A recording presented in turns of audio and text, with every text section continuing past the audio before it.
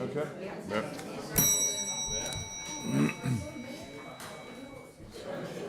Right, good morning, ladies and gentlemen, and welcome to this meeting of the National Park Authority at 10 o'clock on Friday, the 26th of July, 2024.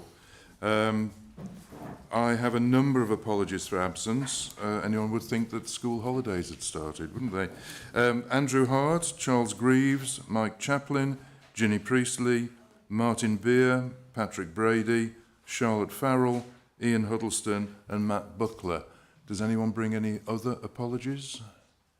If not, thank you for that. And we move on to item 2 on the agenda, minutes of the previous meeting, which have been circulated both digitally and in hard copy to some members.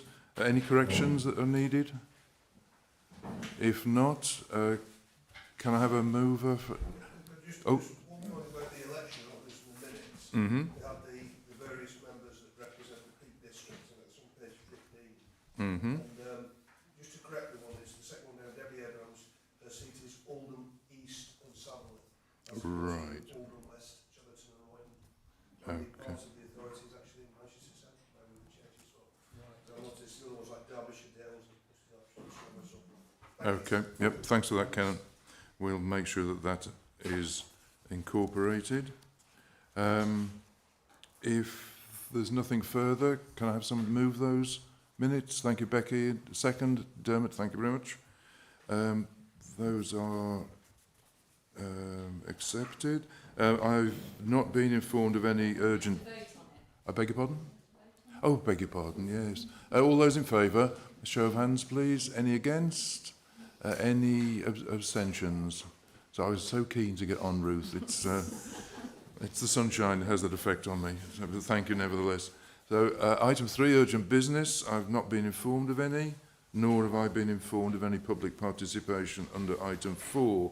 So we move on to item 5, which is the Chair's briefing, which I think significantly I was excluded from the AGM agenda. So this is a bit historic, but I shall try and be brief. Because amongst other things, as ever, I've attended meetings of planning and P&R committees, governance working group and the local plan steering group, plus of course the AGM and the members' annual tour. Other things, I attended the meeting of National Park Authority chairs and chief execs at Loch Lomond and the Trossachs National Park, which Phil reported on in his chief exec's report on the 5th of July. I've attended meetings regarding the establishment of a landscape observatory, which took place at Edale, Edale Village Hall back in June, and that was a very useful meeting with representatives from a range of universities and arts establishments. I participated in the interviews for the independent person, the appointment of persons, the appointment of which is agenda item 13 on today's agenda. And with Phil, Chief Exec, we had a meeting with the newly appointed East Midlands Combined Authority Mayor, Claire Ward, which was very useful. It was scheduled for half an hour and went on for an hour and a half. So I think that was a positive sign of engagement. I've attended a meeting of the Derbyshire Archaeological Advisory Committee, and Friday of last week, I attended and spoke at Ecton Mine at the celebration event of the completion of the conservation of the balance cone, which if anyone wants to know what that is, you can consult with me afterwards.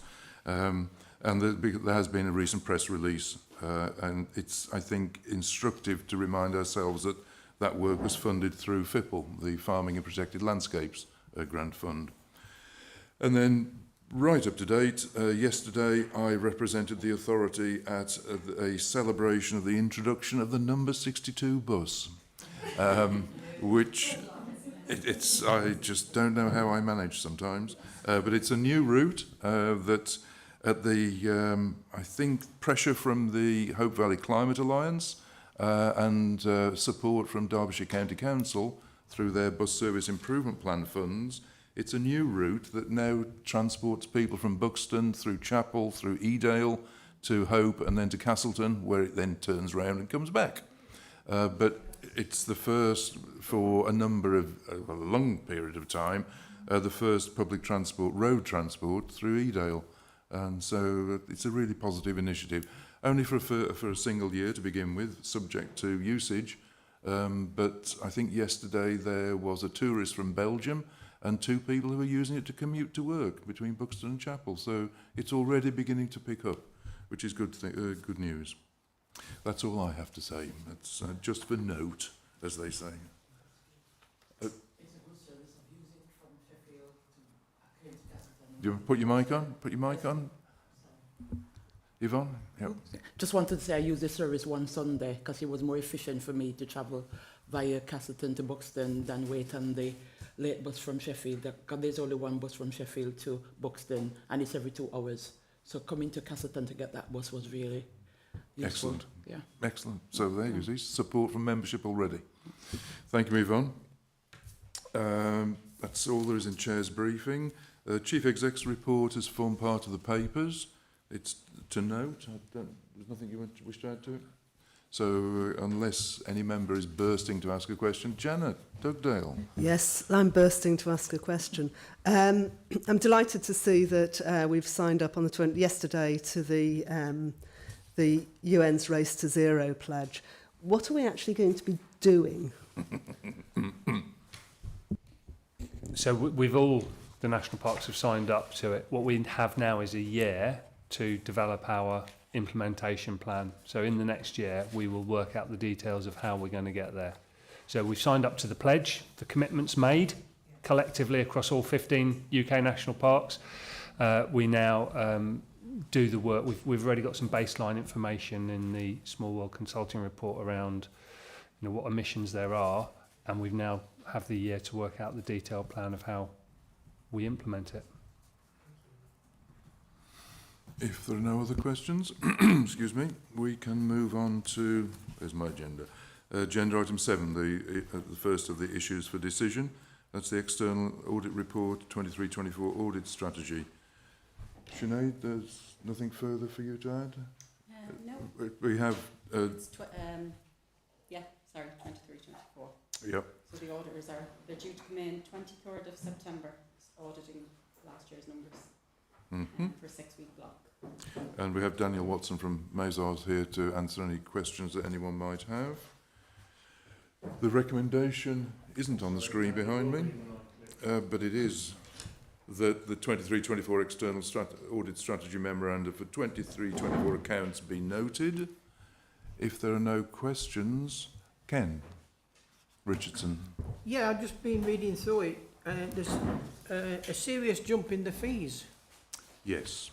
So can we have an explanation of that? And also, will they report to the newly formed audit committee? Yep. Daniel? Thanks, Chair. Yeah, the reason for the fee increase is the authority opted into the public sector audit appointments. Sort of, what's the word I'm looking for? Oh, can't think of the word now. The word's gone out of my mind. Procurement, that's the word, for external audit services. So that's where all different councils and authorities can use that service to appoint auditors. This year, 23-24, is the first year of the new contract, so all audit firms tendered for work under that contract. I think it's fair to say there was a recognition that under the old contract, fees were probably too low, which led to constant fee variations coming through. So to avoid that, PSAA, as part of the contract renegotiations, included those areas where previously things have been subject to variation. So you should see less of those coming through now. And it's also a recognition that rates, you know, were too low and needed to go up to match increasing regulator expectations on audit quality. What I would say is that's not all our fee, that is PSAA's fee that we collect on their behalf, and then we receive a portion of that for our services. So we've not put our fees up 150%, that's the PSAA fee. They are a not-for-profit organisation, so some of that covers their running costs, but any surplus they have at the end of the year, they do redistribute to authorities through their processes. I'm sorry, I didn't quite catch your second question. Will you be reporting to the newly formed audit committee? I think the plan at the moment is for the audit committee to look over all the papers and agree the strategies, but it's certainly something that we could look at, that somebody from Azars could come in and have a meeting at some point in the year at one of our audit committees. Phil? Just a point on the fees, Ken, is that national parks collectively do feel that the fees through this framework that we sign up for, the extent to which we're audited is the same as the extent to which, you know, any local authority is audited, you know, a big metropolitan local authority. So I think there's a certain feeling that, I don't know if there's kind of an over specification of what we're being audited on, and the fees reflect that. And I think we would like to do some work to make sure the fees or the audit process is, you know, proportionate for the fact that, you know, although we are a local authority, we're a special purpose local authority and don't have all of the functions of a big major local authority. Mm. But I think in essence it's a case that the fee is imposed upon us rather than one that we negotiate. Yeah, so just for clarity. Simon Thompson. Thank you, Chair. Could you clarify the responsibilities of members with respect to this audit? Well, I presume we do fall within the definition of those charged with governance. And just looking at your engagement and responsibilities summary, page 6, it looks as if we are responsible for ensuring there are adequate processes to prevent fraud, but we're not responsible for ensuring adequate internal controls. Is that a correct interpretation of what's written here? Thank you. So in terms of your responsibilities as the authority, we do consider you to be those charged with governance in terms of the financial statements. So yes, in terms of fraud, there is a responsibility for the authority to make sure you are avoiding fraud and have procedures in place to prevent and detect any potential fraud. What we do in terms of that is write to both management and the authority as a whole in terms of those charged with governance to ask you what your procedures are in place, and that's something that we cover through our planning work in terms of the controls that are in place. I'm sure it's also things that internal audit focus on through their work on the authority's controls as well. And then in terms of internal control, the point we're trying to make is that it's management's responsibility to put an internal control framework in place, and they will specify that through the annual governance statement. We don't have a responsibility as external auditors to make sure that every control is in place and operating. We focus on the controls that are relevant to the audit, so the ones that could essentially stop material misstatements happening in the accounts. But I think it's one of those things really that quite often when something goes wrong somewhere, the first question is, well, where were the auditors and what were they doing about it? And the point is that it's management's responsibility to put those controls in place. It's not ours. All we can do is recommend where we find that a control's not in place that it should be. Okay, but thanks for that. So to be clear, the members of the authority, I mean, people sitting in this room, are not responsible for ensuring adequate internal controls, but we do have a responsibility to ensure adequate procedures to prevent fraud, and we need to have processes in place, presumably, to be able to give that assurance. Sorry, I'm just trying to find the right part of the report. It's page 6.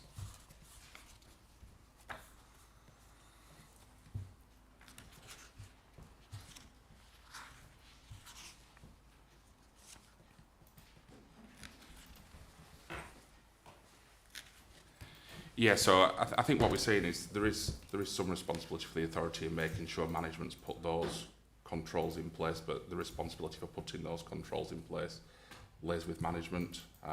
Similar to fraud, really, it's the authority should be challenging management on whether those controls are in place through the work that we do and through the work that internal audit does.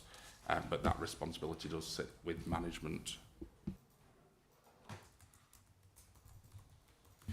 And final question, if I may, Chair.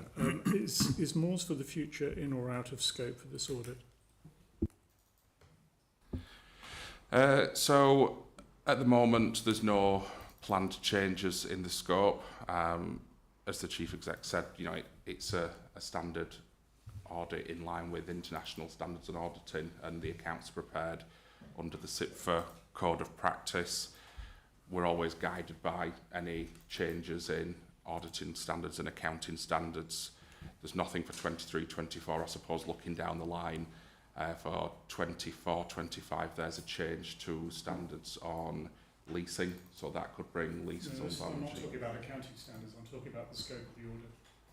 So there's no changes planned in terms of the scope of the audit. now. So it's more to the future in or out of scope.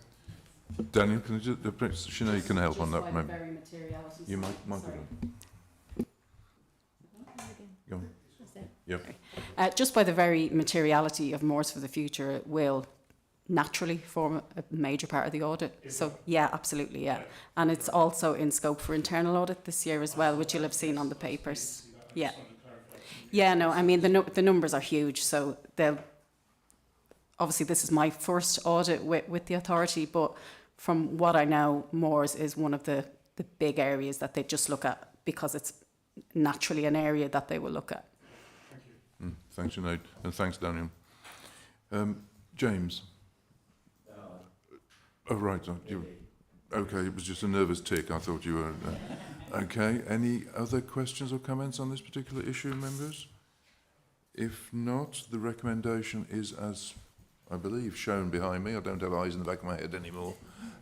Is anyone willing to move the recommendation? Becky, thank you. Second, Ken Richardson, thank you. All those in favour? Any against? Any abstentions? Thank you, members. That's carried. We move on to agenda item 8 then, Internal Audit Block 2, 23-24. Sinead, there's nothing further that you wish to add? And with Stuart from Verito is here to answer any questions. So members, again, assuming the folk have read the report and digested it, any questions or comments? Ken Richardson. Yeah, looking at some of these recommendations, I can't see where the person responsible is highlighted. Because, you know, I've served on audit committee a number of years and we were quite willing to bring people in for a meeting without coffee if they didn't toe the line. Right, that's the Barnsley approach. Stuart or Sinead, any comment? Yes, Chair. Members who've seen our reports previously have noticed a slight update in style to reflect some of the changes that we've done internally. So, under the agreed action, in the blue highlighted, should we say, top of the table, as it were, for example, if we go to the vehicles report on, I'm not sure which page it is, sorry, it's not coming through on my screen, but the responsible officers highlighted in white, Page 5. the same line as the timescale. So, for example, with the first finding on the vehicles, there is the finance officer who's the responsible officer against that finding. Okay, does that satisfy you, Ken? Well, in one part, yeah. I saw that. Like the completion of log sheets and logbook, which is the next action, I would have expected a manager to be responsible for making sure that they are filled in on a daily basis, legible and readable.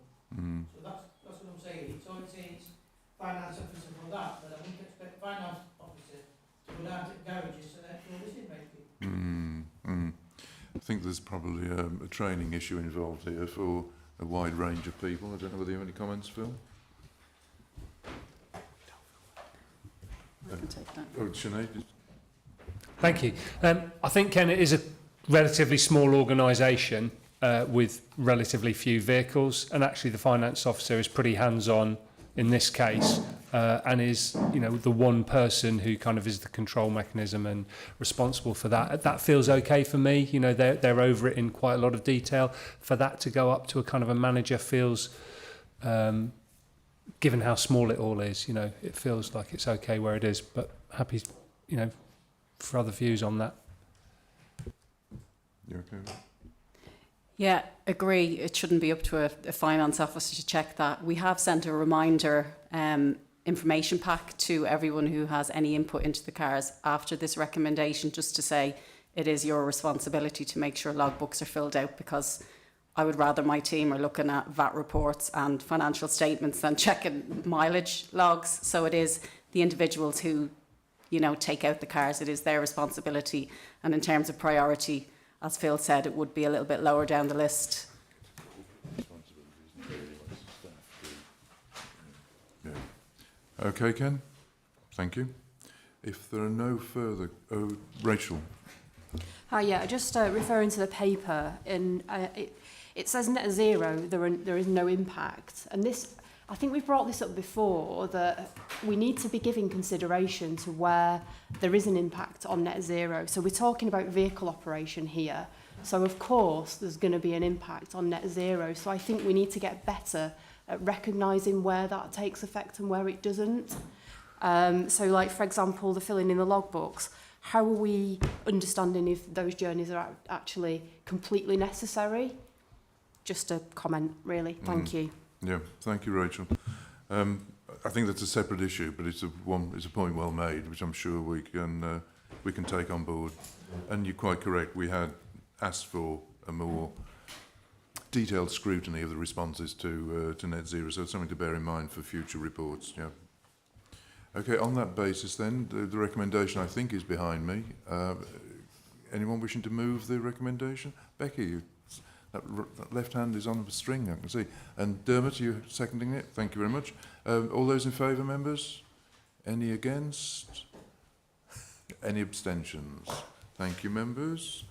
We can now move on to agenda item 9 in that case, Internal Audit Plan 24-25. Nothing further to add, Sinead? No. In which case, any questions of Stuart or comments on the report?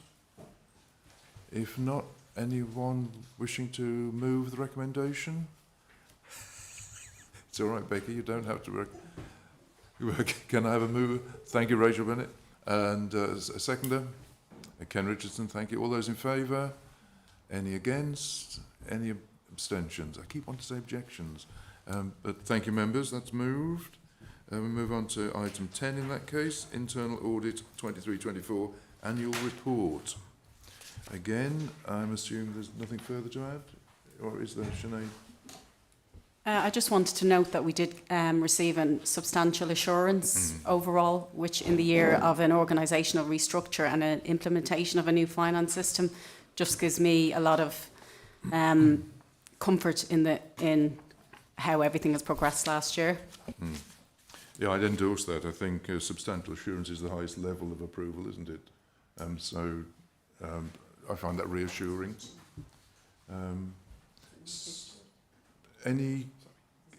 No, it's the highest. It's the highest, yep, yep. Indeed.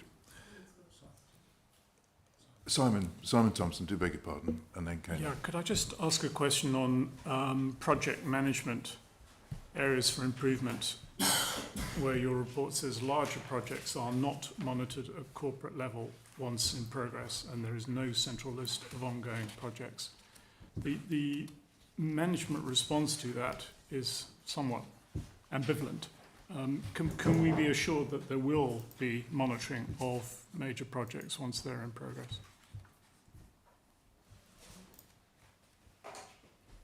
Thanks, Simon. Yeah, Simon, could you put your microphone off, please? Thank you. This has been noted, and this is why this will form a big part of the new audit budget and risk committee, project management.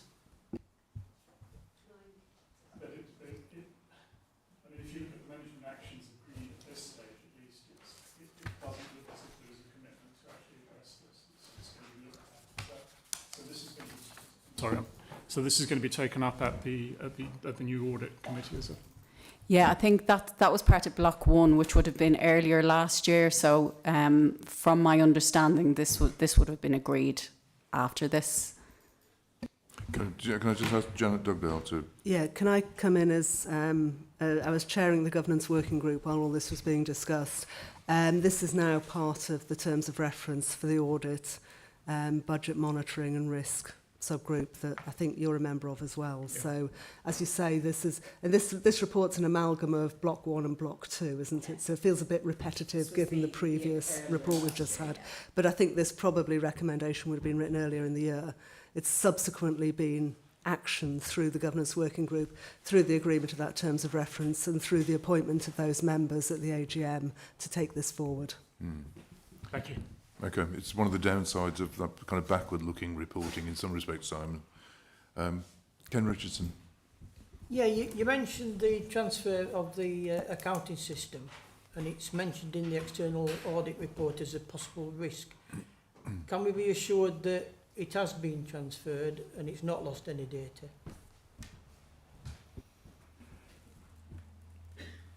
Well, Simon, having your microphone.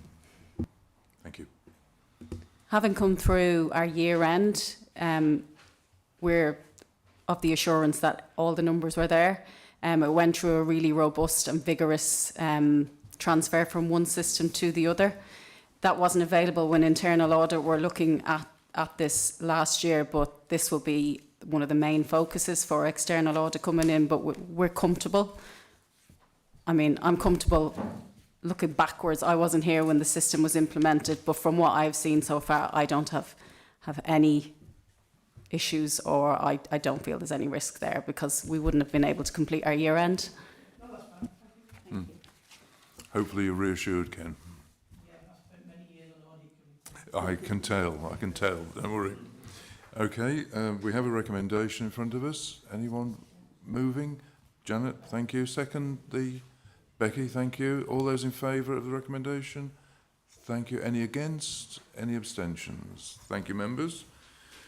We now move on to agenda item 11, financial outturn and reserve appropriation for 23-24. Again, Sinead, anything to add to that? Nope. In which case, members, any questions or comments on the report and its appendices? Janet Dugdale. Yeah, thank you. This has been looked at by the Budget Monitoring Group, so I've commented there about this. Can I just ask about nomenclature? In paragraph 2.1, we talk about surplus, and then paragraph 2.3, we talk about an underspend. Are they the same thing? Are they different? If they're the same thing, could we just use the same language? So, yeah, I've probably... So an underspend is a deficit, an underspend is a surplus, and an overspend is a deficit. So yeah, I'll note that. Thanks, Janet. Yeah, I just think that we should use the same terms for the same things to avoid confusion. I think everyone's agreed on that, Janet. Simon Thompson. Thanks, Chair. Can I just raise a concern about the renaming of the Operational Effectiveness Reserve to Alden House Reserve? That the decision on Alden House is a very major decision which hasn't yet been taken by the authority.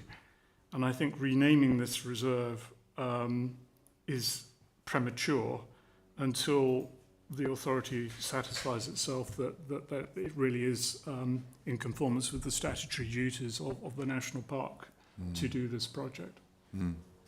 Okay, that's a good point. Phil. Yeah, this isn't presuming anything about the project. This is for Alden House, as is it already. So we need a reserve for Alden House and our operational effectiveness here. We have talked in forum around ideas. They haven't come through any further yet to members, so this isn't preempting any decisions. It's just I felt operational effectiveness was also not a great term for the fund as well. It is our kind of most, if you like, our most unallocated fund. Lots of our reserves are allocated for specific things. We need a name to call the kind of the funds that are there to do other things with, whether that's operational effectiveness or improvements to the building or whatever. So happy to look at what we actually call this, but it is kind of at the moment genuinely kind of unallocated money. I take the point that you're making, Simon, and I take Phil's point that there's a significant, or potentially significant chunk of that money for maintenance and other works on the property. I think it's probably appropriate at this stage to note Phil's comment. I think note in the minutes that there are no implications of the future of this property or any other property whilst reconsidering what the the naming of that budget head might be. Yep, okay, thank you. James Beresford. Yeah, I think you've just said what I was going to say. Right. That's Which is worrying, not James. a surprise, Ken. But I think the matter is we should not assume that that money is for a new Alton House until the decision is made. Absolutely. One way or the other. But you've clarified that point, so thank you. Okay, thank you for the support. Simon. May I just clarify? So the management will still be able to draw on that reserve for other operational efficiencies. It is not exclusively now for maintenance and or changes to Alton House. Yeah. And I think there's nodding from Phil and myself. Sinead? Simon, yeah, there is a number of operational spends already earmarked against that reserve for 24-25. So that, as Phil said, that is our most unspecific reserve where we can draw down if needed when we sit around a table and discuss that we need to take funds for something that is operational or something that is needed for the authority. That reserve is available for us. Okay, and we'll make sure that the minutes reflect that exchange. Yeah, Rachel Bennett. Is any proportion of the reserve that has been accrued invested? And if so, where is it invested? Thanks. Sinead? Yeah, you're on. Yes, all of our funds are currently invested. I couldn't give you the specifics because it is managed, it is outsourced, our investment, but it is out for tender this year. So it's something that has been raised before on the investment strategy, so something that we will be looking at. I guess what I'm getting at is about our net zero commitment. Yeah, our funds are lodged with North Yorkshire Council, and the interest payments, or the interest amount that is referred to in the report is a product of that investment. Yep. I seem to remember 1 or 2 meetings ago, Rachel, possibly before you started, there was quite an extensive report from North Yorkshire Council on that fund. So that we can kind of point you in the direction of that. And members had a kind of a similar discussion, I remember at the time, about that fund. Yeah. Okay, thank you. Any other comments or questions, members? If not, we have the recommendation before us. If someone is willing to move the recommendation. Janet Dugdale, thank you. Someone second it. Rachel Bennett, thank you. All those in favour? Any against? Any abstentions? Thank you, members. We now move on to agenda item 12, local plan issues and options and sustainability appraisal public consultation. Adele is going to say a few words ahead of any discussion. Thanks, Sinead.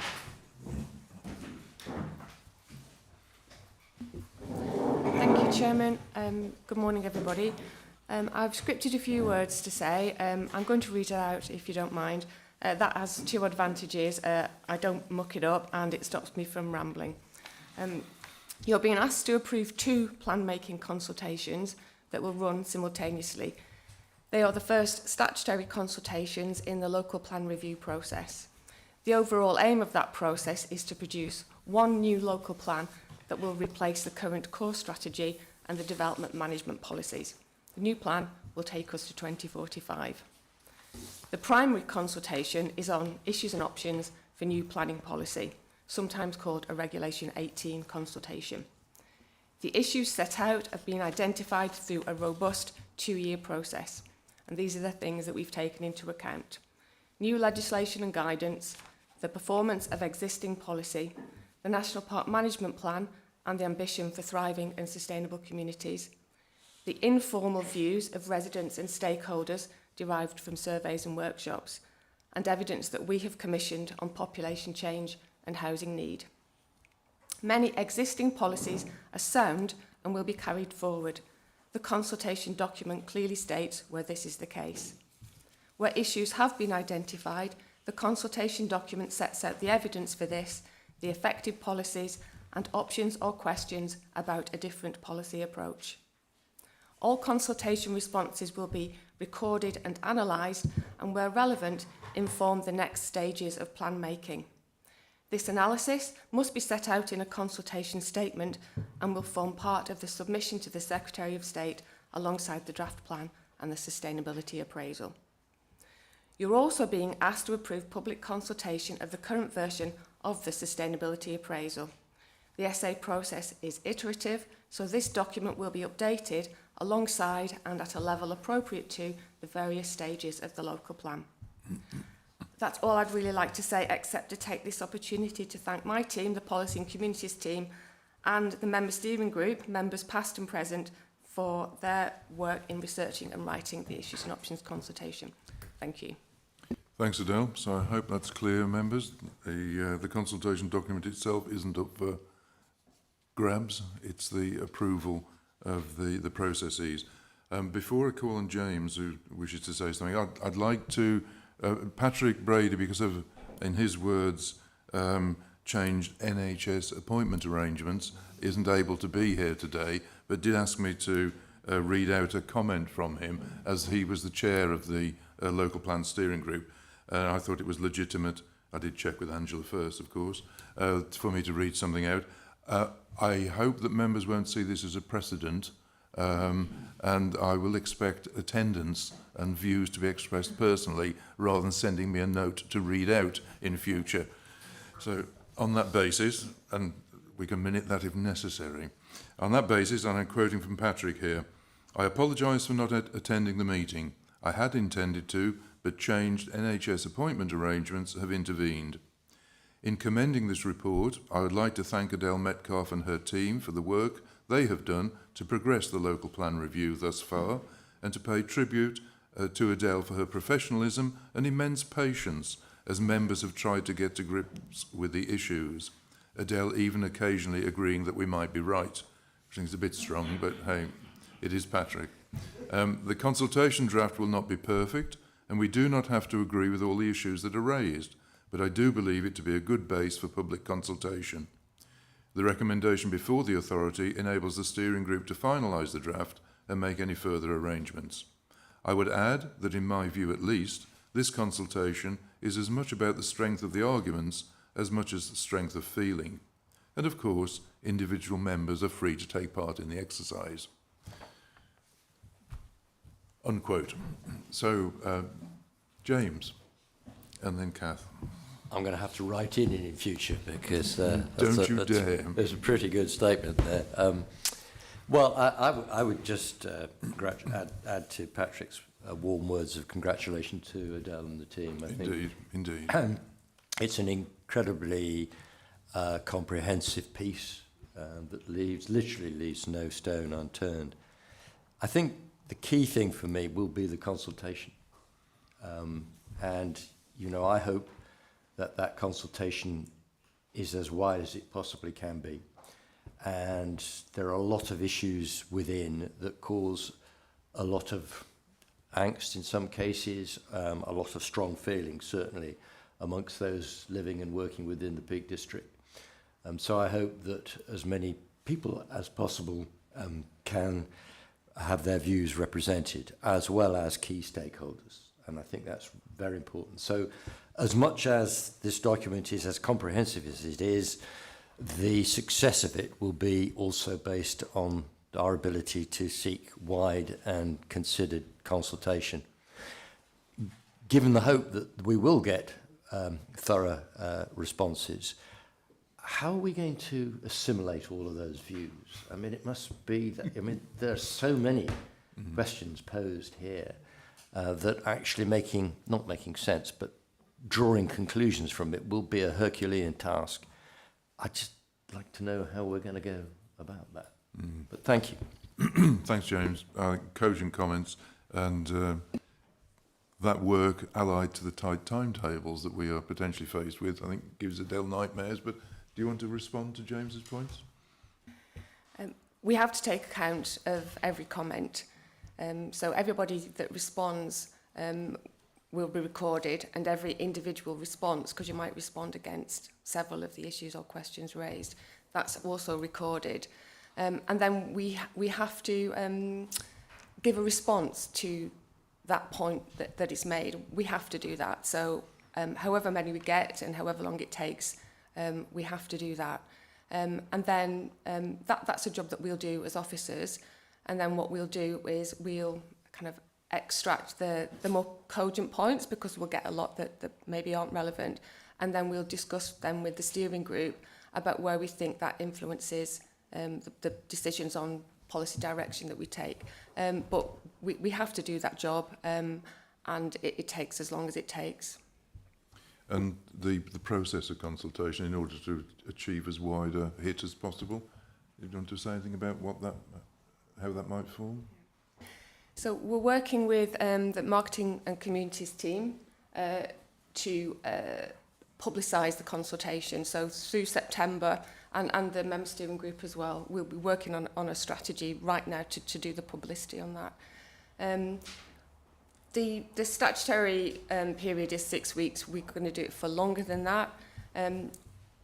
We're using traditional conventional methods. So we'll have a paper copy on deposit, and we'll have a PDF version on our website. But we'll also, for the first time, have an online consultation platform, which will make it easier for residents, people who aren't stakeholders or members of a group or a parish council. It will make it easier for ordinary residents to have their say using the online consultation portal. We'll be doing lots of publicity. We're going to send out a pack to parish councils with some publicity for them to promote it around the villages. And we'll also be doing some face-to-face events as well. So all the early consultation I mentioned, the informal views of residents and stakeholders, we did that during 2020 and 21. So there was lots of lockdowns and people were reluctant to get together face-to-face. So we'll remedy that this time, and we'll be doing some face-to-face events as well. So we're planning that now, ready to go from the 7th of August with some publicity and some events. Thanks for that. James? I'm sorry to come back. I mean, I think I'm given assurance under that which you've said. Are you planning on targeting people that we absolutely want? Are you planning on targeting representative bodies, for example? You mentioned parish councils who represent a cohort of views. And do we also have to consult DEFRA? Yeah, there's a statutory list of consultees in the regulations, but we go over and above that. So anybody who's expressed an interest, any resident, lots of non-statutory groups that we have records of. So we have a consultation database that we've built up over the years from previous consultations. So we use that as a start, and then we refresh that. So we've got what the regulations say, and we'll go over and above in terms of who we're trying to contact. We did lots of work on our last stakeholder engagement to see who was missing from that. What we found was that the response rate from ordinary residents really tailed off as you go through the process. So that's why we've purchased the online consultation platform. We think that will help with focusing and targeting kind of ordinary residents who live in the national park. So that was from the work that we did looking at who responded last time, that was the big gap. So, and the other thing that we noticed was that we did an assessment of, in terms of stakeholders, who are you, whether your response is to represent the purposes of the national park or the duty of the national park. And what we found was with the stakeholders, and a lot of attention gets put on the stakeholder responses. Most of the stakeholder responses were from people representing national park duty rather than national park purposes, which I thought was really interesting. So if we do any targeting, it will be focused on that analysis that we've done as to who we missed out before. So we've got that information, and we'll build that into the strategy, our consultation strategy, really, and which we're working on at the moment. Yes, I can't remember offhand if they're on the statutory consultation list, but everybody who's on there, yeah. As I recall, last time round, there was an enormous spreadsheet with all the different points people made and the responses to those points, was there not? Which I think was publicly available? Yeah, so we've done the analysis previously on an Excel spreadsheet. This time, because we've got the consultation portal, we can use that to help with the analysis as well. So even information that comes in handwritten or via email, there's a method where you can scan that in and then tag the responses to the questions on the online portal. So do all the analysis in one place. So it does the same thing as the Excel spreadsheet, but it should be more efficient, hopefully. Sure, it was more to reassure members that every point was being responded to, kind of thing, and folk could see what it was their responses. If that reassures you, James. Yep, Kath. Thank you, Chair. At last year's Parishes Day, we were presented with this document. And it's entitled New Dwellings in the PDMPA 2006 to 2023. And in 2006, there were 123 affordable homes created. I presume that's a Bakewell at the top, near Lady Manor School would be a number of those. But by 2022-23, this had fallen to 7. 7. I am concerned for our young people. Not all will go away to university, but a lot will even after university will come back here. We are going to have to need homes for our young people. We need to be thriving. And I'm afraid this is damning evidence in my belief. I really find it, when I was given it, I just could not believe it. But David Chapman, who sadly no longer is with us, continually negotiated to get the National Park and Derbyshire Dales District Council looking together at where houses should be and could we build there. And so it's credit due to him that we are actually talking about this. I have a lot I could say, but I don't want to take up time. But there have been a document produced because of what David Chapman did, and it's a questionnaire that's gone to all parish councils. And this one was to Stony Middleton. And in Stony Middleton, there are 23 new houses needed. It went to Baslow. Baslow also 23. I'm not going to keep repeating. But when you read the figures, what we did produced in 22-23 of just 7, I'm afraid our young people are not getting the opportunities to live in the National Park that I feel they should. That's all I will say. My great concern is the future generation. Thank you, Kath, and understood. I mean, there are issues 30, 31, 32 are all to do with affordable housing, and there are issue 5 is about housing development, and issue 6 about development boundaries. So I don't think it's being ignored, but I think there is a danger if we just pick figures from where there are low numbers. I think it overlooks the fact that there were 1,700 houses. Yeah. But if you total up how many are built, there's hundreds of houses that have been built. I think we need to be careful how we use data. Is all I'm saying. The principle of what you're saying, I think, is fine. We do need to look after our future generations, and obviously, just like any authority, we need to look to how we can provide affordable housing. It's a problem that no authority, I think, has cracked. We're doing what we can, but I think your point is acknowledged. Okay. Janet, dug down. Okay, I beg your pardon. Bill?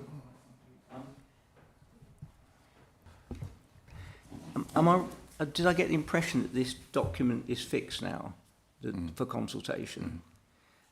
Just concerned that there's just a lack of, if it's going to be a plan for a long period, there are some, in my view, I had my warm thoughts. It's a brilliant document, it's a very comprehensive, but there's a couple of omissions that there's not enough about looking at change of use, talking about local housing to start with, change of use and local licensing, which might come in, and quotas, and the loss of primary residential uses.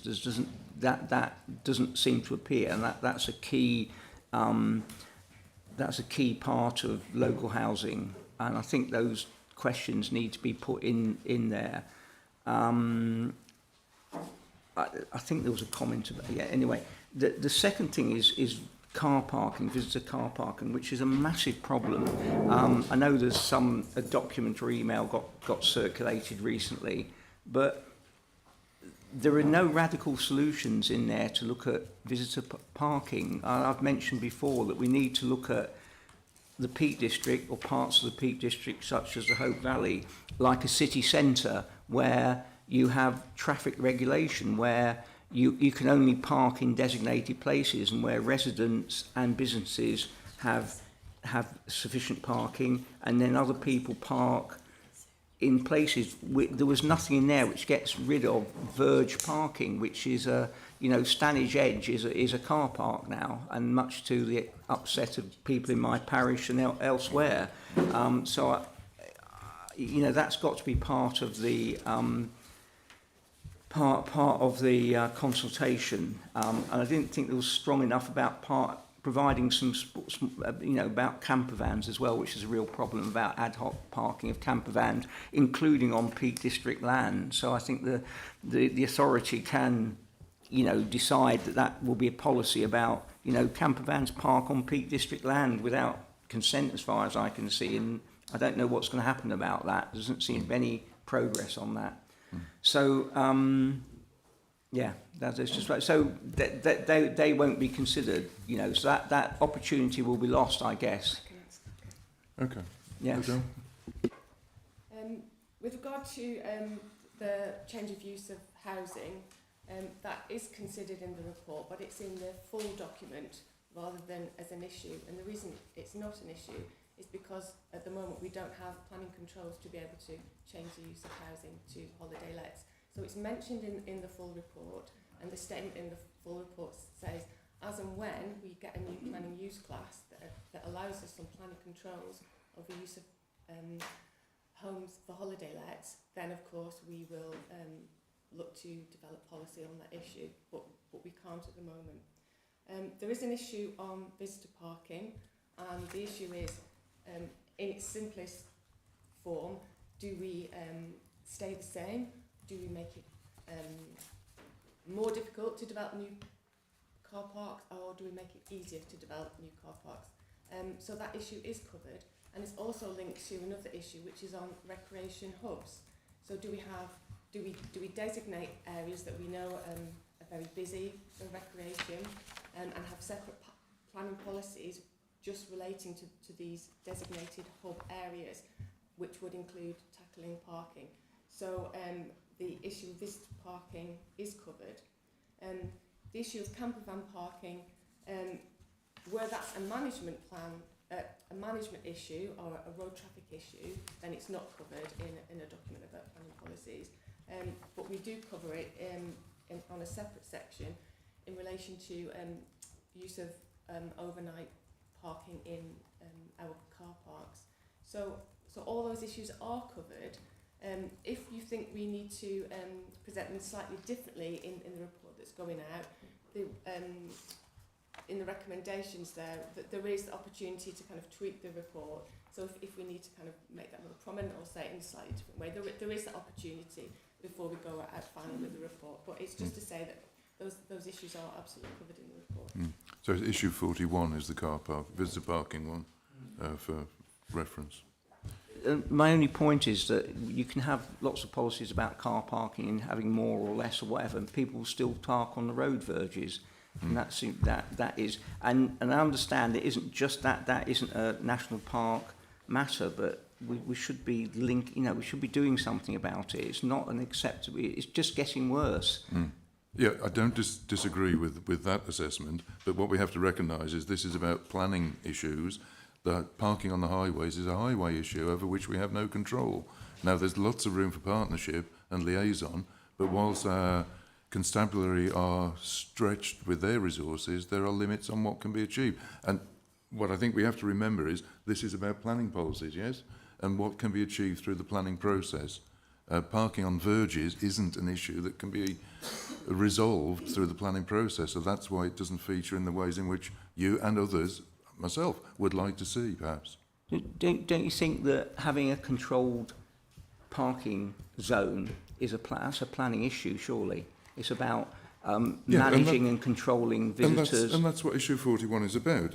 Whether the policy should, as Adela said, should it remain the same? Should it be more restrictive or less restrictive? And then the logical extension is if it should be less restrictive or more restrictive, in what ways? So I don't think anything's excluded, everything's included as far as I'm concerned. And I think, you know, the comments, I'm not trying to stop you, but what we can do is take on board what you're saying. Steering group, as Adele has said, we can relook at the way in which the issue is explained in the document on the basis of the comments that you've made, and if necessary, if it's deemed appropriate, we can tweak it. Okay. Janet. Thank you very much. Adele, first of all, this is a phenomenal piece of work. I know that you and your team, along with multiple members, have been working on this for some time. I think it would have probably been quick to gestate a baby elephant, to be honest, but it's here now. It's fantastic. It's wonderfully comprehensive. But thinking about it as a potential respondent, as a resident, there's 54 questions here.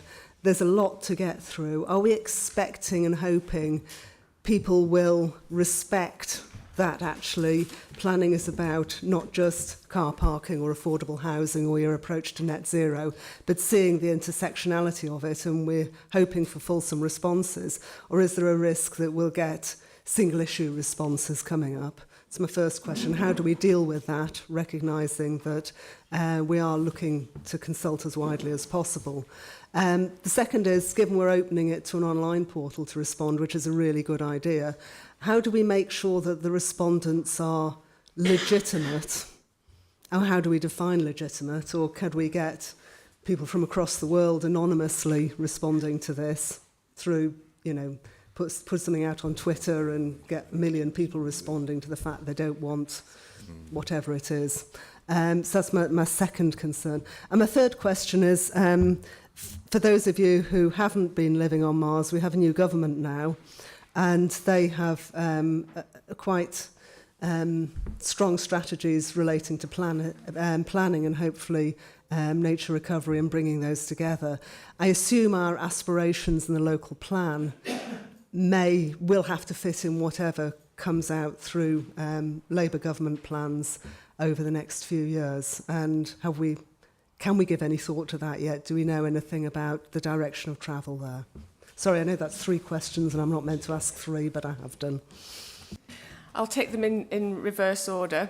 Yeah, we're keeping a very close eye on what the new government are saying about planning. At the moment, they're not saying anything about planning in national parks, but the other pronouncements may affect us, for example, the announcements on wind farms, etc.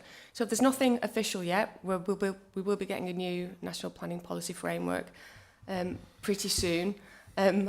I was frustrated because I need to go and change all my citations again, the paragraph references. But yeah, we've got our eye on that. I think we've probably got it covered. I think we're there already because we're taking our guide from the National Management Plan vision and our achievements for our ambition for net zero and for biodiversity. So we're taking our cue from that, and I think we've got it covered. But we are absolutely keeping an eye on what the government is saying. How can we stop illegitimate responses coming through? Well, on an online portal, we can't. So you will have to give a certain level of information, like you would do if you were responding by email, for example. So it will be probably your, and it's up to us to set it. So a name, postcode, and email address. And from that, we can see who is legitimate and who isn't. But you're right, we might get more responses than we would have done otherwise, and that's the kind of payoff, I suppose, if you like, of making it easier. But we can filter those through the kind of tabs we set on the forms that you fill in. And it is a big consultation. People have said that to me, you know, already there's a lot of issues there. And that's partly because we're doing 2 documents at once. Normally you would do your strategic policies and then you would set those and then you would rewrite your development management policies. But because we're bringing it all together into one document, we've done everything all at once, and that's made it bigger than what it would normally be. So if if you're just interested in housing, for example, you can just answer the questions on housing. You can do that. You can be a single issue respondent and just focus on the things that you want. And I think for a lot of people, kind of ordinary residents, I don't mean anything bad by saying ordinary resident. I just mean somebody who's not kind of embroiled in the world of planning. You might just want to answer the questions on housing, and you can do that, and those responses are just as valid as if you'd responded to everything. Obviously, some of our stakeholders and constituent authorities, they will be all over it, and they'll answer every single question, no doubt. But Okay. Thanks, Adele. Yvonne, were you indicating? No? Okay. It's Andy Nash. I think Adele's just answered my question because it was about to be on usability of the portal. But if you can just focus in on one specific section, that's fantastic. While I've got the mic, I would like to thank Adele and her team for all the time and effort they've put in being part of the working group. I know how much challenges we've put in front of her and how much discussion's gone on within the group. And it's not easy. I mean, what you see in front of you is a wonderful document, but it has taken a long time to get there, and it has gone through several iterations. I suspect, I wasn't here at the beginning, but I suspect the original document bared little resemblance to the one that's in front of you today. So. Thanks, Andy. Becky Wood. Sorry, Chair, I nearly nodded off. Oh, sorry, that was so interesting. Jokes. Just to what Kath said, I think we also need to thank Chris Furness for all the work he did on it. Mm-hmm. And also to stress that it's not just housing, it's affordable housing for younger people. Yep. But my question was actually quite simple, is it going to be made available for members to share on their social media? yeah, we're developing a website that's going to be like a homepage for both the PDF version and then the online portal. So once we've got the link for that website, yeah, that can be shared by members and whoever. We'll encourage you to do that, yeah. Yeah, and would certainly endorse your comment about affordable housing, Becky. I mean, issues 30, 31, 32 are all about affordable housing. It reflects the importance, I think, that we give to that issue. Jill Heath. Yes.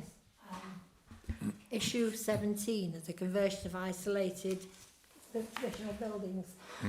I've long been a campaigner for these buildings to be converted for farmers' sons for succession on the farm. Traditionally, as the farmer gets older, a son gets married, they buy a house in the village. The houses in the villages are out of reach expensively now. We're saying here we want a specific policy to deal with the conversion, but I think it should be more a flexible one. If it's someone who's always lived in the community and the village and wants to sustain the continuation of the farming, because farmers are going less, we need to look after the ones we've got. There's a lot of difference between that and someone coming from the city to buy an isolated building and make a mansion. So when I read specific policy to deal with them, I'd like a bit more flexibility in it for who's applying. Mm-hmm. I agree with that. Yeah, I mean, Adele can respond in a moment, but I think it's because there isn't a specific policy with regard to isolated buildings, it's not meant to be exclusive, and I think flexibility is an inherent part of that. But Adele? So the reason that this has come up as an issue is because we have already a suite of permissive policies that allow buildings to be converted. But when we did our review, one of the issues that comes up with a decision making, where there's maybe a pressure to convert buildings in isolated locations, where the conversion is less suitable than if it was, say, in a farmstead or in a village. And these issues have been flagged. So when we've done the looking at analysis of decision making, there are a particular category of buildings in upland and isolated locations that cause problems for conversion. So the issue isn't about the issue of conversion of buildings per se, that's as per normal. It's specifically about these cases where they're in isolated and very visible locations, where the conversion, for example, might mean that you had to build an access road or introduce a curtilage where there wasn't one before, those kind of issues. So the policy presumption is already that that there is permission for conversion of buildings that have valued vernacular and listed buildings. It's not up for consultation because that policy route isn't changing. That's staying the same. It's just these particular isolated ones. I hope you're reassured, Jill. I've supported lots of farm buildings, not always in the farmyard, but they've been gone to the farming family and stayed as part of that business.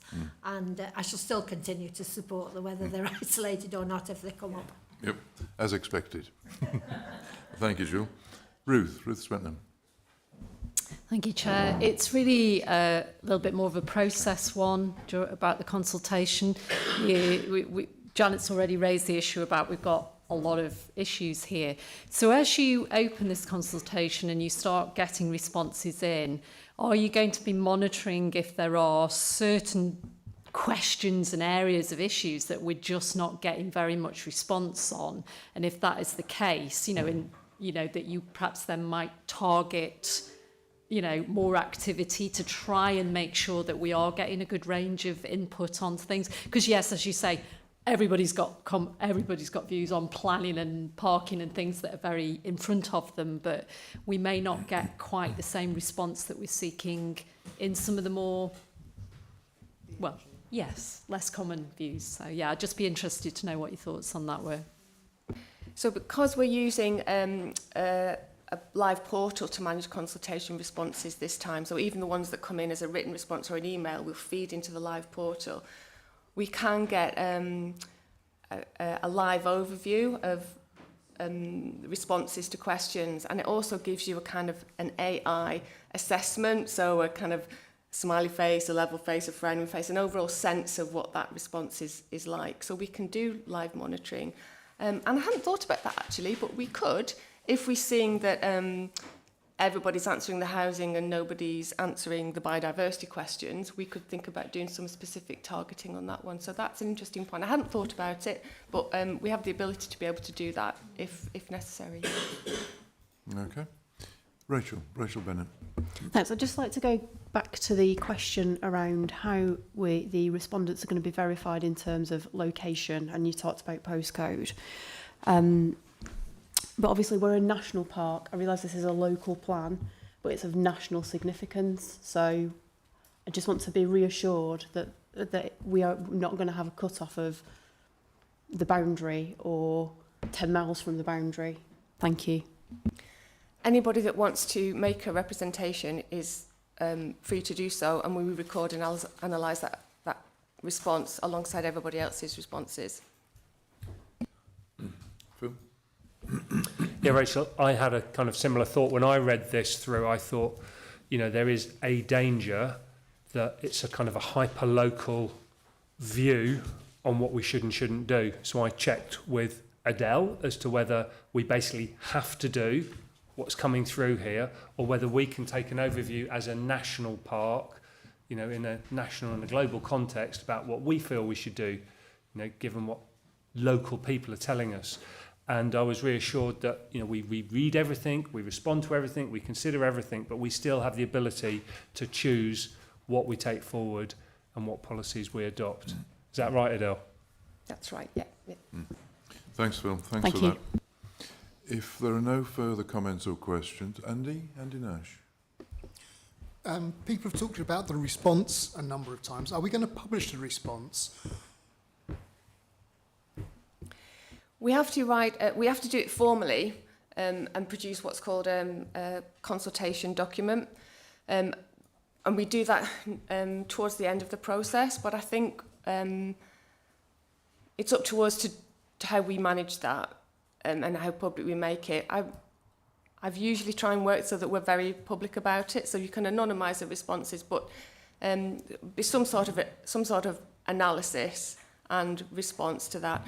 We can set up the online portal so that we give detailed responses via the portal. I think, depending on how many we get, that might be too much, but some kind of summary analysis, I would definitely be making that available, yeah. Okay. Any further comments or questions? Janet Dugdale.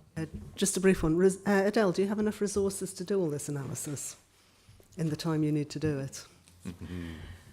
Well, we've got, as from next week, we'll have a full team again. We haven't had a full team for quite a while. Yes, I'm going to say. That was the right answer. We have to do it, and so if we get a lot of responses, then it will just take us longer. But we have to deal with the responses that we get. Okay. Thank you, Janet. Anyone willing to second the Andy Nash? Thank you very much. Members, all those in favour of the recommendation? Any against? Any abstentions? And before we move on, I'd like just to add my thanks and congratulations to Adele and her team for the amount of work, as evinced in Patrick's comments and Andy's as well, as members of the working group. There's an enormous amount of work and fair amounts of exasperation that are expressed from time to time, with which the team, and Adele particularly, has dealt with very professionally, as Patrick said, and diplomatically most of the time. Okay, we'll move on in that case, members, to agenda item 13, the appointment of independent persons.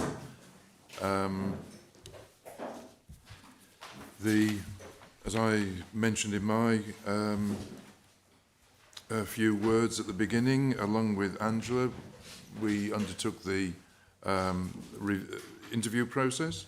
Yes. I don't think there's anything to add to the report, is there? No, so the report is before you, members, with a recommendation that 2 appointments should be made. Any comments or questions? What are the terms of reference for these people? What's the job description and the role descriptor, and how do these people get appointed? Where's it advertised? You can't be both, a member and an independent person. Yeah, so it is advertised. It was advertised on our website, and a competitive recruitment process took place. We did have more applicants than we had places, so we interviewed them. Essentially what their role is in relation to member code of conduct, in the event of a member complaint being made to me as the monitoring officer, I am required by statute to consult with an independent person before making a decision on the complaint. And then the other independent person will be assigned to the subject member who has been complained about for them to consult independently with. It's just so that, and it also links into our disciplinary process for these statutory officers and heads of service, so that there's an independent view being given in relation to complaints about members and the most senior officers of the authority.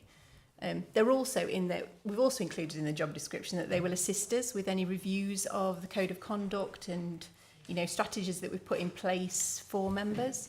And the 2 people who've interviewed, they're quite they're willing to do that and quite experienced, so it should be a good relationship going forward, we hope. So thanks. You did ask. Okay. Yep. Any other comments or questions? In which case, someone move the recommendation. Andrew Gregory, thank you. Second. Anyone second the motion? Janet Dugdale, thank you. In that case, members, show of hands, all those in favour? Any against? Any abstentions? Thank you, members. We move on to agenda item 14, the member training and development. Before Emily's absence, Janet, as those are the words I was searching for, as chair of the governance working group, would you like to make any comment? Yeah, this is paper that's been discussed and agreed at the governance working group back in the meeting we had before the AGM, so it would have been towards the end of May.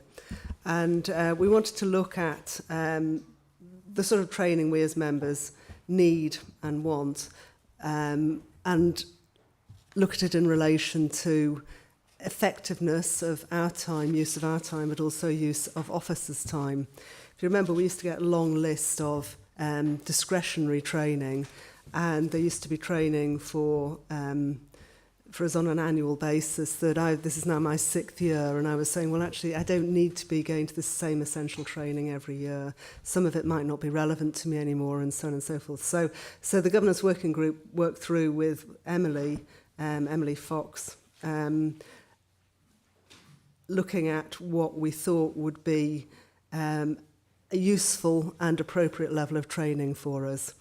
And we've come up with sort of 3 categories. One is new member induction training, which all new members need to do.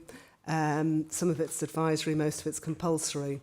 And then there's other training that we're saying is compulsory for members. A key one of that from a statutory point of view is planning training for people who are on planning committee. But we didn't think that everybody, all the members had to go to that every year if they weren't on planning committee, but of course they're very welcome to. And then there's business planning workshops in the autumn that really help the officers scope out the business planning process and where the budget and people plans are going. So it's useful for us to and important, essential for us to understand that that process prior to making decisions. And then IT security training is becoming increasingly important, as we all know, with cyber security attacks, phishing, scamming, and so on and so forth. So it's crucial that we keep up to date with that.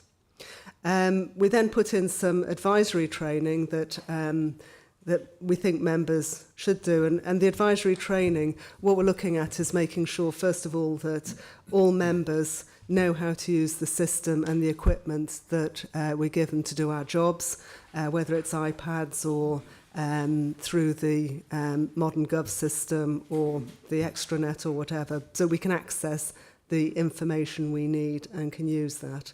And then the others really are looking at what things do we need to know, and these might change on year by year. So the ones that are being suggested for the next year are biodiversity, net gain, Article 4 planning, training for the new budget risk management group and climate change training. But we will agree every year as members what we think we need training in for that year. And so they're not going to be the same thing every year.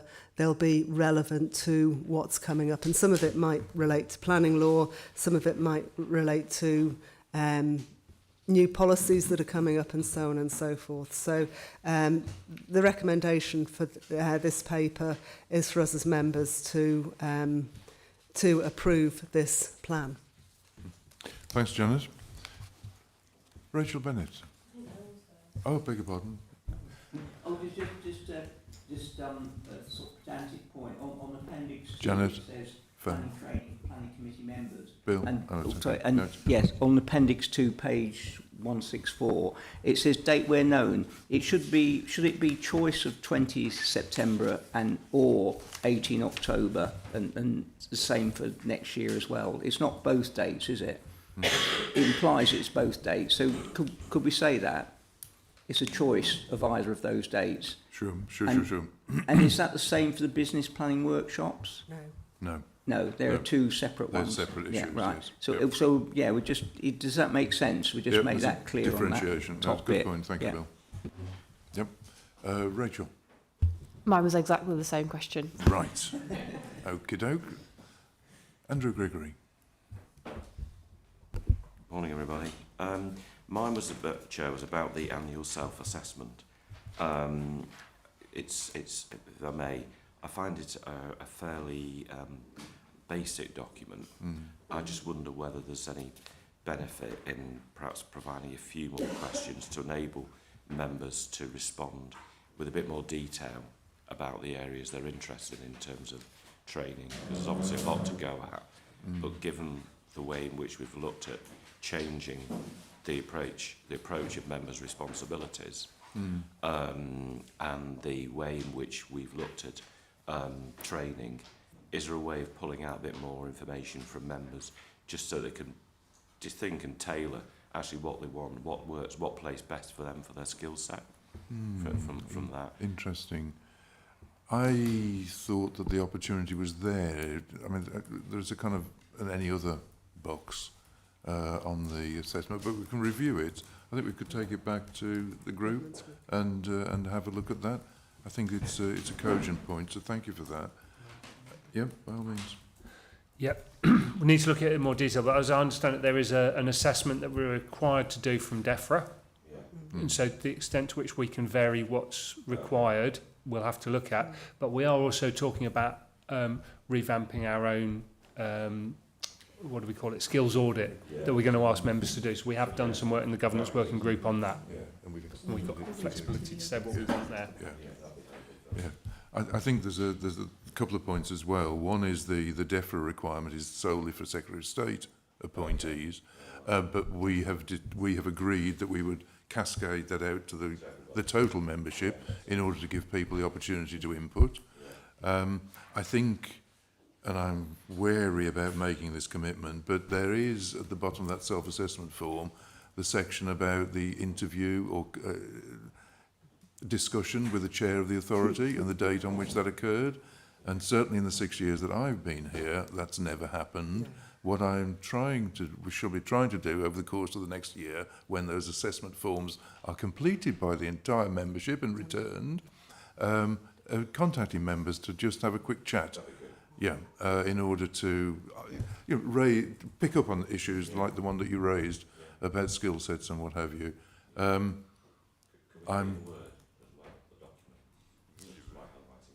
Yes. Interestingly, some of the ones I've read are completely illegible. I'm not naming names, Andrew. No, I'll move on hastily. But yeah, I mean, I think it's incumbent on me as chair to, as part of the contact and engagement with membership, to pick up on the points that people make.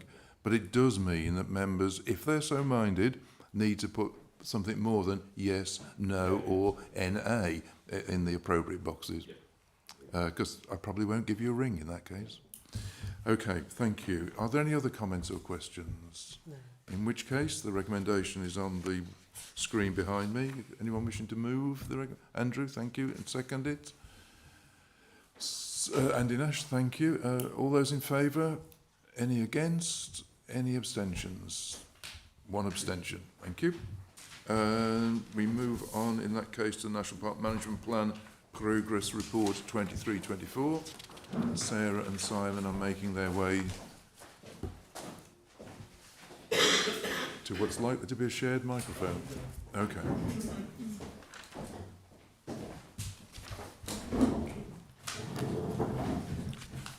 The report is before us. Are there any additions that anyone wishes to make? If not, Sarah and Simon are here to answer any questions or comments that members might wish to make. Are there any? James Beresford. Thank you, Chair. I was obviously in a great mood today because I'm congratulating everybody and anything here, but I think the layout, the layout through the link is really exemplary and will illuminate the extent of the work that's been done and still needs to be done. I'd just like to make the point that if members have had time to review the report in any detail, they will see that quite a lot still needs to be achieved. And, you know, that is described in the report. I think we should emphasise firstly that this is a partnership report, and therefore, you know, some of our partners, particularly local authorities, not least those nearabouts, are suffering in terms of financial constraint, which may mean that some of these things can't happen. We have to be honest. If they can't happen, they won't happen, and we shouldn't lead people up the garden path to say that they're going to happen. This is a living plan and needs to be made clear that there will be changes along the way. Some of the reds, for example, may never happen, if one's being honest. I'm sure we'll make every effort to make them happen, but priorities change. So I wouldn't be despondent about the amount of red, but equally I wouldn't underplay the amount of work that needs to be done to either amend those or change course, should it be required. Thank you, James. I completely agree with your comments. Sarah, Simon, do you wish to make any comment back on that? Or no? Yeah, I'll just add to that, actually. Simon and I are going to use this document to try and help engagement, and this is the first time that we've actually had partners contribute updates into this management plan, and so there are pieces of updates that are just a little bit separate, etc., that partners have told me have happened. It was quite interesting as a new person coming to this, when I went out to partners to ask them about the plans, the people who were actually on the delivery groups or within the partnership quite often hadn't been involved in the creation of the plan because people change, etc. And so that's one of the challenges that we are thinking about for next year, in terms of how do we increase engagement, how do we keep this plan live, and how do we, you know, keep updating people on how it'll move forward. I think one of the challenges has always been getting other people to take this seriously. This is, yes, of course, it's our plan, but we've got to work hard, and you are working hard, to make sure that it's relevant within important partner organisations. I still worry that it's not seen as important amongst certain organisations that it should be. And, you know, the need to bring the leaders together is really important. There have been changes in local authorities, and we need to bring the importance to their attention. Thanks, James. Simon? Yeah, thanks, Chair. Yeah, just to pick up from James's last point there, one of the things that we're working on now after the last partnership group, which is the highest level group of leaders of organisations, is we're going through a series of one-to-one meetings, team on team, so our senior management team and the strategy team meeting with local authorities, all the constituent authorities if we can, as many as we can get into, and other organisations going through the next few months. It's a programme of events we're looking at now, and looking forward to potentially events where teams get together and actually work together on particular issues. So we're looking at that, we're trying to resource that and make sure that happens, and that's to specifically deal with some of those issues that James has picked up on. Thank you, Simon. Sorry, Simon, Janet first and then yourself. Yeah, right. Thank you for this report. First of all, I really like the format in which it's presented to us, so thank you for that. And it's easy to click through the aims, the objectives, and the actions, and so on and so forth. Mine's specific to the questions specific to Aim 1 climate change and the climate change vulnerability assessment. We all had climate change training quite recently, about a month ago, where we talked about adaptation rather than vulnerability. So there's little no progress made in that area because of capacity issues and resource issues. But are we going to change our approach to how we deal with this action in light of the fact that we've been talking about adaptation rather than protection and resilience? Certainly. The workshops that we organised, that we ran with both members and staff a few weeks ago, were the beginning of dealing with the lack of input into that climate change stuff. And we lacked the capacity last year to really take that, to really get to the bottom of that. As you probably appreciate from the workshop, quite a bit of effort needs to be, a lot of thought goes into how you do those things, and that was kick-starting that process most definitely. That's what this is about. We've also got, as Phil mentioned in his bit, about the Race to Zero commitments that we've got. So at the moment, I'm literally looking at the web report for that. We've got our own other climate change reporting going on. So there's a job to bring those things together now. The work we did at the workshop, looking at adaptive release, looking at how we focus on adaptation rather than simply resilience, and how we take those things forward, all that sort of coming together. There'll be a report of those workshops coming out shortly. So that work has now started. So hopefully next time we do this report, I'll be telling Sarah that we're on track with that one. So can I clarify then that things like this action on the vulnerability assessment might adjust because we're changing our thinking about climate change? Yeah, Okay. it's as James said, it's a living plan. Yeah. As we move forward and we change our minds and circumstances around us No, change. that's good. I'm very happy. Then, Thank you. Absolutely. Yep. Part of that iterative process. Sarah? Yeah?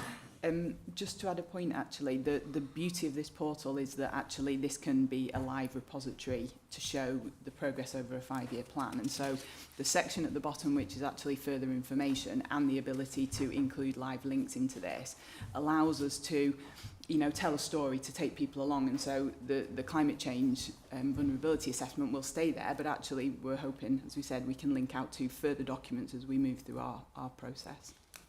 Okay, thank you. Simon and then Ruth. Thanks, Chair. I think Janet and Simon have just partially answered my question. It was just reflecting that there are going to have to be very material changes in the climate change targets in the light of the commitment we've just made under Race to Net Zero, because the current targets are clearly not consistent with those commitments. So you are expecting that these will be significantly made more ambitious over the next 12 months. I think with the race to zero is part of the story. That carbon sequestration and acquisition process, which Race to Zero really focuses on, and what we're bringing together with the Race to Zero approach is that approach to how we look after nature recovery and how we take communities and heritage resources forwards as well. So there's absolutely that things will change. Some of that will get into this plan, but we're also required by 2028 to produce the next management plan, which is focused specifically on climate change adaptation. So I see a process whereby we update this plan as we go forward, and we have a view forwards to how we actually change our approach to national park management within the next management plan. And that's going to be a process that we roll out over the next couple of years. So yes, there'll be amendments to this, adjustments to our approach here, and looking forward how we take that real adaptive approach going forward as well. Thank you, Simon. Okay, thank you. Ruth Swetlin. Yeah. Thank you, Chair. Yeah, just wanted to ask, under 3.2 on page 166, certainly of the document I'm looking at, the RAG ratings there, we've got a number of different ones, and I can see they seem to have been summarised from 5 into 3. And I know it's a 5-year process, but I just wondered, has anything been actually finished yet? Because it all looks like it's on course, if you see what I mean. We haven't got our dark green achieved column. I'll pick that one up. No, nothing has been achieved. The targets for this report are quite subjective. Just because of the nature of partnership working, we absolutely are looking at the critical success factors and the things that are required for us to know that we can really tick that box and say, yes, absolutely, we've achieved this.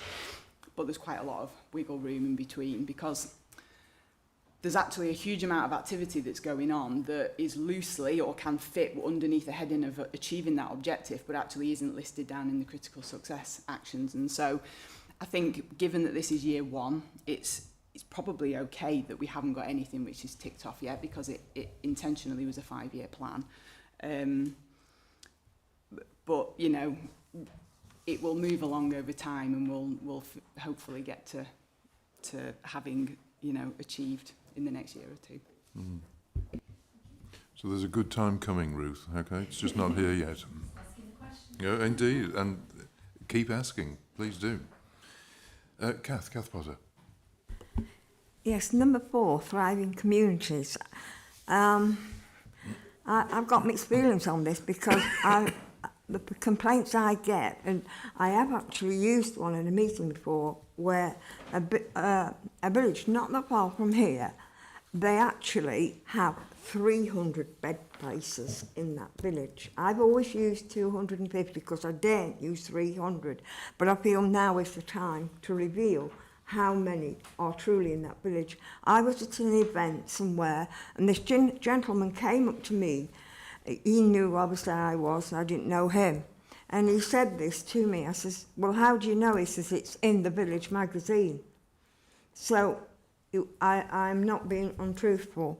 But who is it thriving for? I've seen in the press before now where there's a village in Cornwall where it's in winter, there's just one man lives in a cottage.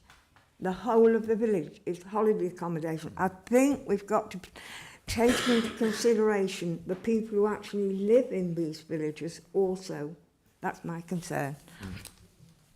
Yep, thank you, Kath, and I think that's a concern that's shared by most, if not all, people in this room.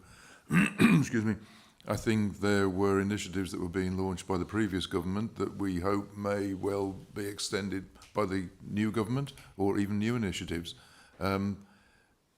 And the partnership working that we're doing with Derbyshire Dales District Council, for example, is looking to address issues of second homes and Airbnbs and things like that.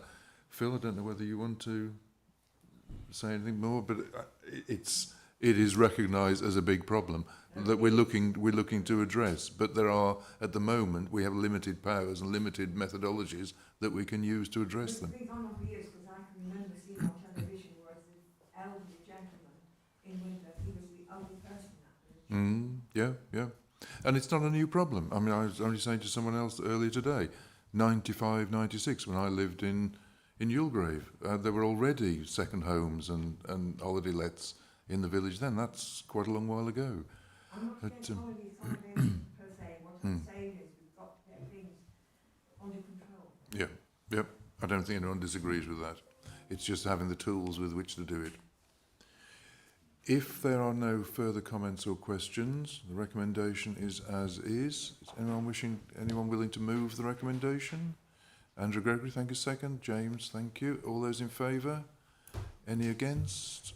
Any abstentions? One abstention. Thank you, members. Brings us to the final agenda item in this section, which is the programmes. Thank you, Simon and Sarah. Agenda 16 then, the Programmes and Resources Committee programmes for 24-25. In Emily's absence, Janet, as Chair of P&R, would you like to say anything? Yes, I mean, you can take the paper as read. This is telling you the programmes that the Programmes and Resources Committee will be looking at during the next year. This has been a paper that's come to the authority on an annual basis because when the Programmes and Resources Committee was set up, the idea, which was in 2018, the idea was every year the members would agree what the 4 programmes would be that the Programmes and Resources Committee would look like. However, as of last year, we decided to move it so that the programmes element of Programmes and Resources Committee aligned with the 4 aims of the management plan, which you can see here. So again, we're aligning with the 4 aims of the management plan, and my view would be we don't actually need this paper to come to authority in future if we're just aligning the programmes with the 4 aims of the management plan and not having to make a decision on specifically what those programmes would be. But that's not part of the recommendation, I think. It's just my view, but it's just to move that this is what we want to do. Sure. I mean, we have the paper before us. I take the point. Angela's confirmed that we agreed previously, so we don't need to bring it each year. So we can take that into account for the future. But given that the paper's here, I suggest that we go through with the recommendation. Any comments or questions, members? In that case, recommendation moved. Thank you very much. And Ken seconded. All those in favour? Any against? Any abstentions? Thank you, members. That's carried. And the final item is, for information only, reports from outside bodies, of which there are none, which is quite handy. So we do have a members' forum. In order for us to get set up, Rasheen is going to come and tell us about the development of and current undertakings of the Peak Park Foundation, which I think is really will be really useful for members to hear. It's only going to be about half an hour, I think. So as it's only 20 to 12, if we can get a personal needs break, as we coyly call it, and a cup of tea, perhaps